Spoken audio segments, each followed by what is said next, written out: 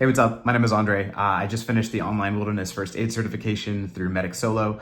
I was looking for an in-person certification, but because of travel, it was really difficult to get the schedules to line up. And so this was recommended to me through the job that I needed the certification for. And I'm so glad because this made everything so much more approachable. The videos are incredibly informative.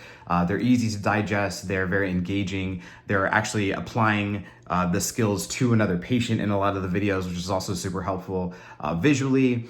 And then the skills scenario workshop also makes it just really easy to put into practice a lot of the ideas. They give you a lot of different scenarios that you have to kind of work through, and they give you a lot of like encouragement and suggestions throughout the process. So it definitely feels a lot more collaborative while you're actually putting these ideas into practice. So it was a really awesome experience, very seamless. They're super approachable and responsive. So if you have any questions, they're really easy to get a hold of.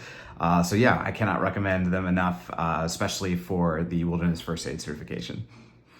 I had a great time participating in the Wilderness First Aid course as the patient. It was a lot of fun to enact the scenarios, and I learned a lot being the patient about first aid in the wilderness, and there were a lot of things that I didn't know, so it was really fun.